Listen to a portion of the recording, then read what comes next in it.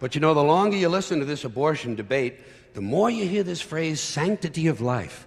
You've heard that, sanctity of life. You believe in it? Personally, I think it's a bunch of shit. Well, I mean, life is sacred? Who said so? God? Hey, if you read history, you realize that God is one of the leading causes of death. Has been for thousands of years. Hindus, Muslims, Jews, Christians, all taking turns killing each other because God told them it was a good idea. The sword of God, the blood of the Lamb, vengeance is mine. Millions of dead motherfuckers. Millions of dead motherfuckers, all because they gave the wrong answer to the God question. You believe in God? No. Dead. You believe in God? Yes. You believe in my God? No. Dead. My God has a bigger dick than your God.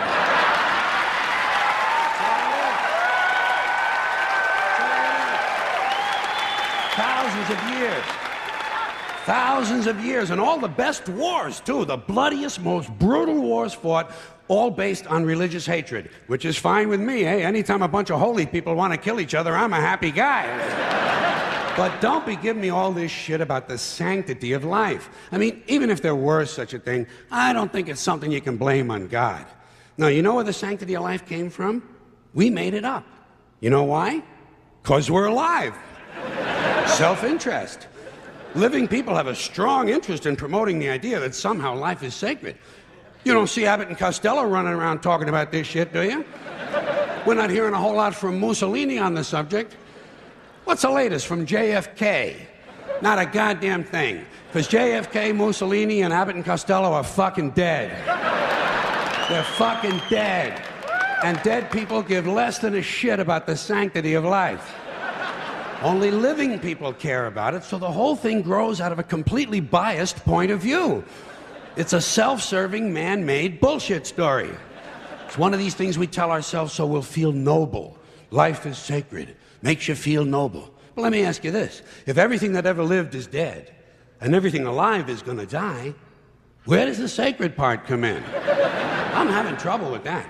Because, I mean, even with this stuff we preach about the sanctity of life, we don't practice it.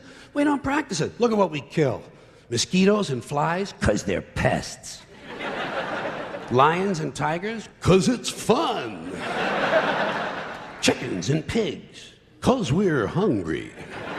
Pheasants and quails, because it's fun. And we're hungry.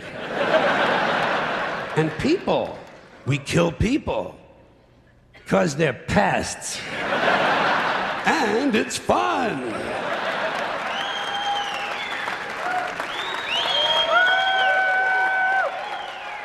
And you might have noticed something else. The sanctity of life doesn't seem to apply to cancer cells, does it? You rarely see a bumper sticker that says, "Save the tumors." Or "I break for advanced melanoma." Viruses, mold, mildew, maggots, fungus, weeds, E. coli bacteria, the crabs. Nothing sacred about those things. So at best, the sanctity of life is kind of a selective thing. We get to choose which forms of life we feel are sacred, and we get to kill the rest. Pretty neat deal, huh? You know how we got it? We made the whole fucking thing up. Made it up. The same way. Thank you.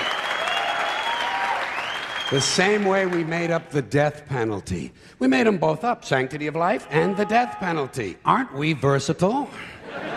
And you know, in this country now, there are a lot of people who want to expand the death penalty to include drug dealers. This is really stupid. Drug dealers aren't afraid to die. They're already killing each other every day on the streets by the hundreds. Drive-bys, gang shootings, they're not afraid to die. Death penalty doesn't mean anything unless you use it on people who are afraid to die. Like the bankers who launder the drug money. The bankers who launder the drug money. Forget the dealers. You want to slow down that drug traffic, you got to start executing a few of these fucking bankers. White, middle-class, Republican bankers. And I'm not talking about soft American executions like lethal injection. I'm talking about fucking crucifixion, folks. Let's bring back crucifixions, a form of capital punishment that Christians and Jews of America can really appreciate. And I'd go a little further. I'd crucify people upside down. Like St. Peter, feet up, head down. And naked. I'd have naked upside down crucifixions on TV once a week at halftime of the Monday night football game.